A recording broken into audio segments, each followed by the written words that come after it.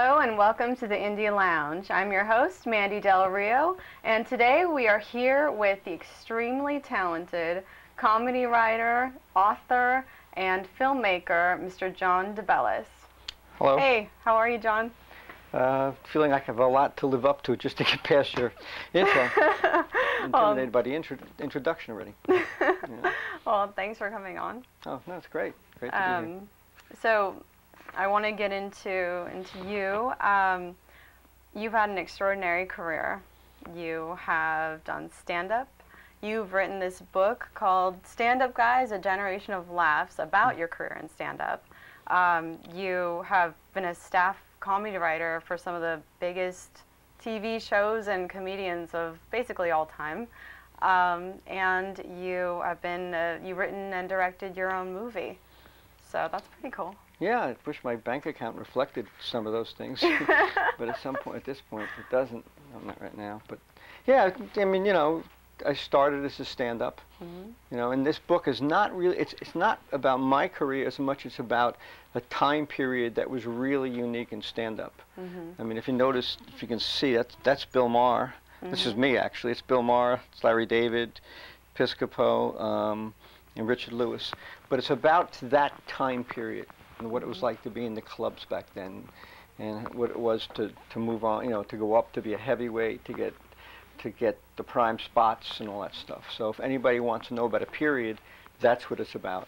Yeah, yeah. And I've read some excerpts from it, and it's got there's some really amazing stories. I mean, these are big guys. These are huge guys in the comedy world. Definitely a few of my favorites personally. And I want to definitely touch more on the book, and because the book's, it is sort of about how you started in stand-up. So what made you, how did you get started in stand-up? Well, I guess you know, I had a therapist describe it once, and he said that comics, the thing that they're most afraid of in life is getting laughed at. So they go on stage and they're counterphobic. They figured they'll control the laughter. I'm going to get laughed at anyway, so I might as well control it. So that's part of it, and I guess I wanted to do it since I was a little kid, and then I was frightened to death, and so I went to art school, and one weekend on way back to my parents' house, or the way, you know, I stopped at the improv and improvisation, and it's just like I said, I had to do this. That was it. I just had to do it. It's amazing. Then I auditioned, and then. Yeah, that's really cool. I mean, yeah, it doesn't leave you. I think it's just part of your. You've got a certain things that make up your DNA, and what drives you is always going to be with you. It's if you don't do it, you don't feel complete. Yeah, I mean, there's still that drive to do stand-up. No matter what I do, there's always that drive to do stand-up. It's always there. Do you still do it? Do you do it? Yeah, oh, I pick and choose the places I do it. You know, but it's always there. I have a thing I want to do now, but on the net, where I'm actually going to do it in a straitjacket. Really? Yeah, but I haven't shot it yet cool. because I have to green screen a padded cell behind me. Oh, that's funny. Oh, I can't wait to see that. Yeah, we get it done first. Cool. Yeah, I know, right? Sounds good. Yeah, it sounds good. Sounds good. But good in theory. It is. So you still kind of delve in stand-up, and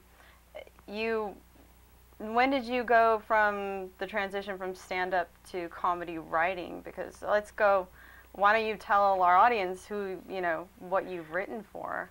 Well, first of all, you start off writing jokes for people. And the first joke I had ever written for anyone else was for Elaine Boozler. And it was you know you're getting fat when you step on your dog's tail and he dies. And that's the first one I ever sold. And then there was a comedian, Alan Zweibel, who worked on the original Saturday Night Live. And when Alan went over there, Alan gave me all his Catskill clients. So I was writing for them, and from there, Alan wanted to get me on SNL earlier, but I didn't. I was just doing stand-up, and it was, you know. But then you get, you know, you're living on $8 a day, you're $16 a day cab fare, so you got to do something else to make money. So I'm trying to make it shorter.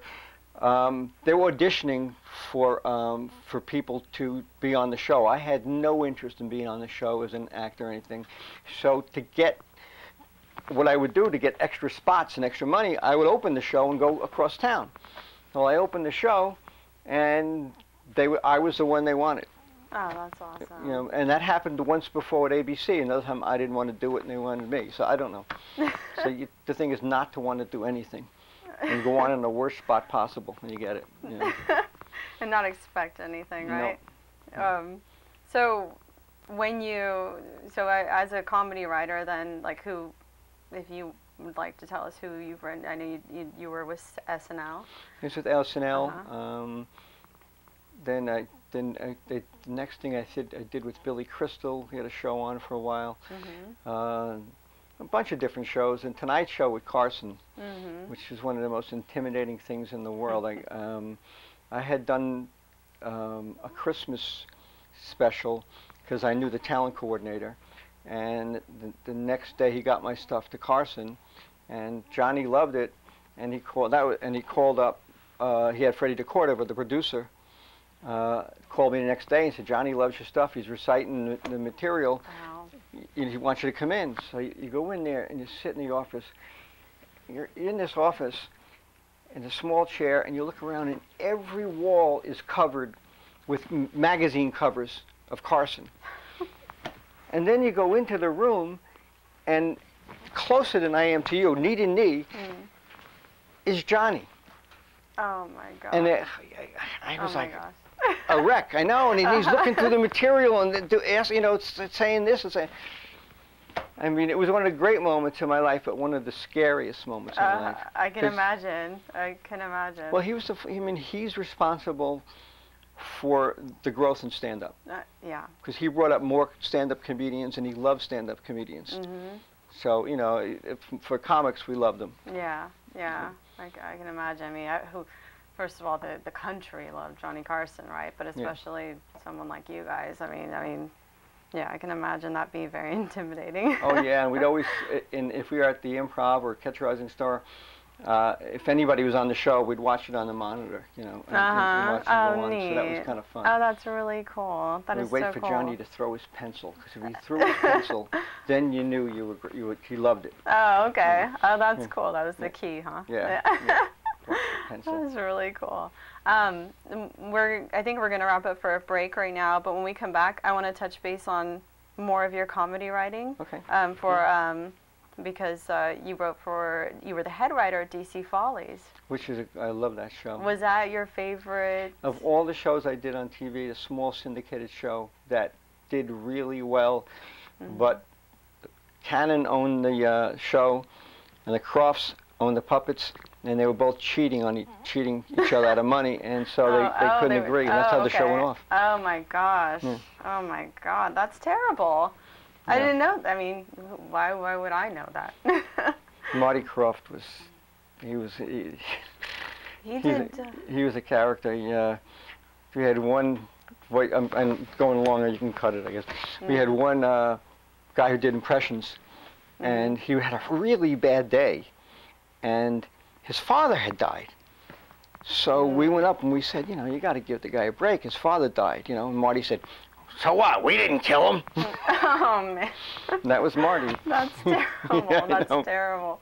Yeah. Oh, my God. Well, let's take a short break, but I want to come back to more of that. And I'd like to talk, because I think Sid and Marty Krofft, they did, H&R Puff and stuff? Did they do that show? They did that show, but that's how I would know them, right, being a little kid at that time. And DC Follies, too. But, yeah, that was a political thing. It was fun.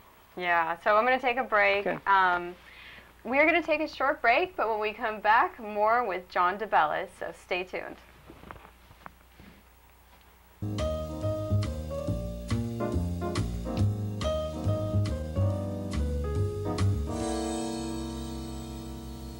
Hi, welcome back to the Indie Lounge. I'm your host, Mandy Del Rio, and we are here with author, comedy writer, and filmmaker, John DeBellis.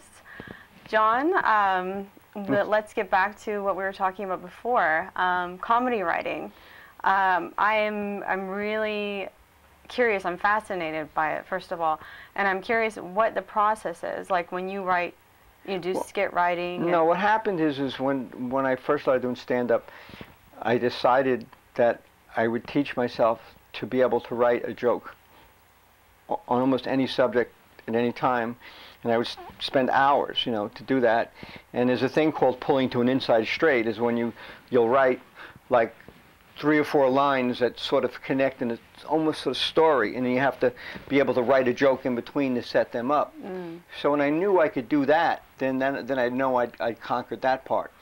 And then the next step was doing sketches, and Alan Zweibel, who was one of the original writers of Saturday Night Live, he had said, just come up with a premise, and he says, don't worry about what's inside. If the premise is good, it will come to you.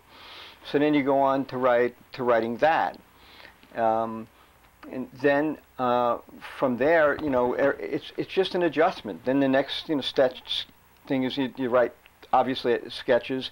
Then if you're writing sitcoms, stuff like that, if you have to get another sitcom, you have to write usually a spec script of a show. So what I would do is I'd put a tape on of some show, 10 or 11 episodes, and just walk around the house till I hear the rhythms of their voices, because it's all rhythms comedy, and you hear rhythms. So then it goes from that, and then the next step is writing movies, and again, it's just an adjustment. It's just stretching a premise out longer, finding one That's that works. interesting. That is really interesting. I tend to be visual, so if I go to write a screenplay, or if I switch, especially a screenplay, I have to get through the first 4 days of nothing. Nothing. And after that, all of a sudden, you're immersed and it starts to come. It just comes. So basically, writer's block for like 4 days. It's just saturating yourself with it. That's all Okay, it gotcha. is. Taking it all in until it comes out. But those first 4 days are miserable. Oh, I'm sure. I'm sure. So what if, with like SNL, is it like a cram fest? Like, I've heard that. I don't know the truth behind that. Yeah, you do. It's a lot of you pitch premises, and you don't have a lot of time because it is a long show, and it's production and stuff like that. It's live. So it was 6 or 7 days. I mean, I wasn't crazy about the process there. I don't think the show was as it was as crazy as it should have been. Right. Gotcha. Yeah. Well, I do want. There's so many more questions I have for comedy writing, but I know we have to move on because you have so much, which is really cool. But you have, you know, a lot to cover. I wish we had like an hour. So let's get into your movie. If we could talk about your movie. Oh boy, that's painful. Yeah, that's like. Yeah. It's just so cool to me because I can't imagine directing and writing a movie, and I just props first of all just for doing it. But I want to know, you know, if you want to just talk a little bit about it. And it was the single hardest thing I think I ever did. I was just stubborn. I told you I worked on a book I just finished called How to Make an Independent Film in Less Than 30 Years, and it literally took from 1980. I sat down, my manager was Chris Albrecht then, who became the head of HBO eventually, and I decided, my therapist ordered me to write a screenplay. So I sat down on a Friday night, and I canceled my shows, and I sat down to write a premise, and I called Chris Albrecht to come over between shows, and I just laid out the idea, and he liked it, and it was just one bad thing. Everything started off good. Sean Cunningham was the first one, did Friday 13th. It was just a crazy story. And again, directing a film, the most important people to me on a film set, you know, are the writer, the director of photography, and later the editor. Right. Because you have those 3 things, the director's just, you know, you know what I mean? Yeah. You just know what a comedy is, and the DP points in the right direction. Now that's called The Last Request. Yeah. And it might have been mine too. Again. And people can get it on Netflix. I'm not sure where they can get it. They can get it on Netflix. Can they? Yes, it's in my queue. It's years long because I'm really bad with Netflix. Okay. But it is there, and people can get it there. It stars Danny Aiello, Frank Vincent is in it, which is really cool. T.R. Knight from T.R. Knight, Gilbert Gottfried, Tony LoBianca. And Gilbert Gottfried, now he's He's one of your guys, one of your stand-up guys. Yeah, I love Gilbert. Oh, he's oh God, he's hilarious. The cheapest person that ever lived. Really? God, and he loves it. Yeah, does he? He did a book, and did a book signing, and what I did is I put money. You know, he signs all the books, and I had to be there for. I put a $5 bill in, so when he opened it, he just cracked up laughing. Because I used to have people walk up to him on the street and give him money. Oh, people really? he didn't know, I just corner him and give him $1, and he'd take it. So this day, if I see him, I give him $1, and he takes it. That is really funny. But I love Gilly. I love him. Yeah, he's another one. He's lovable. Now let's get into your book, because this is what I really want to push. On top of everything else, I mean, I want to push everything. But you know, this book, like you said on the cover, you've got Joe Piscopo, Richard Lewis, one of my favorites, Larry David, Bill Maher. You kind of essentially grew up with these guys. Yeah, we all started basically together. You know, and we were we're very close knit. I mean, this is how close we were. I became friends with Larry's brother, Ken. And Ken was in my wedding party. That's how close we all became. Yeah. And it was just it was the best 5 or 6 years of my life. Yeah, that is really cool. It was just total freedom of just fun. We laughed and we had a great time, and yeah, you'll see it. The whole comics life back then. We didn't have jobs. We lived with a cab fare. Different time. We didn't, and we just played all the time. That is so cool. It was great. Yeah. Well, these guys obviously have nice things to say about your book. Particularly touching, you know, Bill Maher almost a word for word, you know, what a time, you know, there's a few quotes in there, Larry's was really funny, but well, Larry, when I accuse you of not writing it. Well, here's a funny thing about it with Larry, because he's in it a lot, because we were very, very close. And, yeah. The first person I sent it to make sure it was okay, because there's so much in it, was Larry. And he had me take 2 things out, and they were positive. So yes. That's Larry. That's Larry. That's awesome. Yeah. It's good to get some insight into one of my favorite comedians there. And then Richard Lewis. Yeah, I'm doing something with Lewis now, working on a show together now. Let's get into what you're working on currently, because I know we got to wrap up. We're pretty much almost done with our segment. But first off, I want to push the book, though, Standup Guys, A Generational Laughs. Where can people They get buy on it? Amazon, on any place online. Okay. You know, it's actually doing pretty good, so I can't complain. You know. Yeah, and the thing I'm working on with Lewis is just that we decided to do a pilot, or try to pitch some shows. So me and him are working on one now, and we're having fun. Except he's the most neurotic person that ever lived. He's the most neurotic, but also one of the best than Larry. guys, right? There's hands down. He's more neurotic than Larry, and you.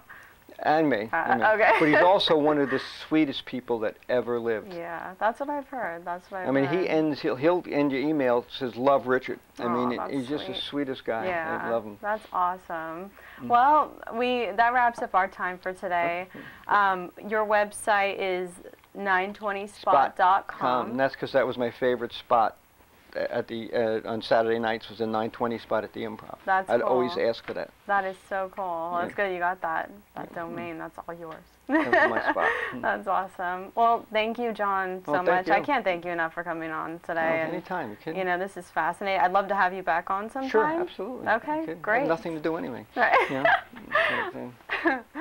Well, that wraps up our interview part of the Indie Lounge, but stick around, because when we come back, we have Todd Staruch, the horror nerd, with his review of Mold. So please stay tuned. Thanks.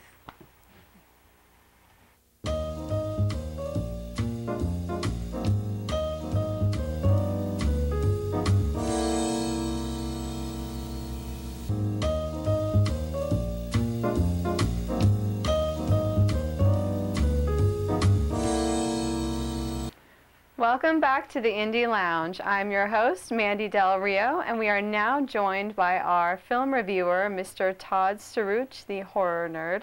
Hi, Todd. Hi, Mandy. Thanks for coming. Oh, yeah, thanks for having me back once again, despite the weather. I was going to say, you know, you risked your life to come here, and we're very appreciative of that. Thanks. It was fun playing bumper cars. Well, luckily you didn't get into like a car pileup like you were saying earlier. Exactly. Be car number 80. So before we get started, I want to point out that I am not using my cards. I did notice that. My cards I didn't last want to say segment anything when I noticed it. Yeah, so let's see how this goes. I'm going to wing it. Yep. I'm going to go by your advice and wing it. And I won't. If there are any nervous tics, I promise not to point them out. Thank you. Just cover for me. I will. Okay. So what do you got for us today? Okay, so this time I'm going to be talking about a film called Mold, which is by a local filmmaker named Neil Meschino. I've known Neil for a while now in the convention circuit and the indie film circuit. So just to give you and the viewers a brief idea what Mold is about, it's 1984 and we are knee-deep in Ronald Reagan's war on drugs. And a group of scientists is tasked with developing something that could wipe out the coca fields in Colombia, Mexico, et cetera, et cetera. So they developed this new strain of mold that will eat all the plants. But there's only one problem: it also likes to eat people. So not exactly as helpful as you might think. So we have this group of scientists in this facility, and we have the usual cast of characters coming in, the smarmy congressman who funded the whole thing, the scientist who thinks he's playing God, the evil general who doesn't care about the human cost of what's going on. He's worried about the military applications of what's happening. And of course, everybody's assured that nothing could go wrong and this mold is, you know, properly contained. Well, we've seen this story before and we know how that goes.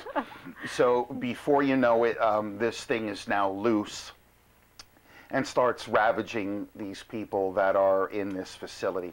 So now it becomes a survival tale. And what's fun about it is it's very tongue-in-cheek. And as this story unfolds and people start dying, everybody fulfills their roles really well. So the general refuses to care about what's happening to people. He just wants to know, well, can I still use this as a weapon? The scientist that's trying to tell everybody what to do to save themselves is, of course, completely ignored. Nobody cares. Listen, geek, we don't care what you have to say. Even though you created this entire thing and you're the most knowledgeable of all of us. So the story unfolds fairly typically after that. And we watch these people try to survive their predicament. I won't give away the ending because I'm never about spoilers. But we have a fairly standard, you know, gory, exciting survival tale from there, which I enjoyed very much. One thing that I really loved about it is it's all practical effects. We live in a world of CGI. We've talked about this before. And CGI is a good tool when it's applied properly, but it's way overused today. Absolutely. And what I liked about Neil's film, and he talked this up at a convention where I met him and where I first heard about the film, is he's very proud of the practical effects, and he should be. The makeup is good. The stop motion effects of the mold growing and taking over are good. The gore effects are good. And just so the viewers know, it is a gory film, but not overtly so. It fits the story, so it's not gore for gore's sake to say, oh, look how splattery I can be. The acting is good. Indie film fans will recognize one of the names. Edward X. Young is a huge name in the indie horror, and he plays the aforementioned general who doesn't care about anything other than how does this benefit him. And the actor, and I'm drawing a blank on his name, it's too bad, but the actor that played the sneaky congressman was top notch. If there ever was a call for overacting, this guy achieved it. You know, and the nerdy science school of acting. Shatner took lessons from him, you know, as far as I'm concerned. So I do apologize for not remembering his name. But people can find out about Mold on social media. There's a movie page for it, moldthemovie.com. Okay. And people can find Neil Meschino on social media. Okay. I highly recommend it. Okay. It's a fun un It's got an 80s retro feel to it, and I had a really good time watching it. Nice. Well, that's great. I can't wait to check it out. How many broken eyeglasses do you give this movie? You know what? Based on the fact that I just had fun watching it, I think people have forgotten how to have fun watching a movie. Horror Nerd's rating for Mold is a big 4 out of 5 broken eyeglasses. Very good. Liked Awesome. it very, very much. Okay, good. Well, people will have to check that out. Absolutely. All highly right. recommended. Awesome. Well, now let's go talk about now your events coming up, because I know we're getting ready to wrap up our segment. Yes, Grindhouse Nights at Cafe Z. Our next film screening and mini convention is taking place February 28th at Cafe Z in Union, New Jersey. We have a lot of great indie films will be playing there. This is the first public announcement that an indie film called Painkiller by Jerry Janda Jr., directed by Jeremiah Kipp, will be showing at Grindhouse. Painkiller just showed at the Macabre Fair Film Festival out on Long Island, which is a big film festival that I've had the pleasure of being involved with for several years, and I was a judge at this one. Todd, thank you so much for joining us today and for bearing the weather. You're welcome. That wraps up today's episode of the Indie Lounge. I'm your host, Mandy Del Rio. Be sure to check us out online at www.indieloungetv.com.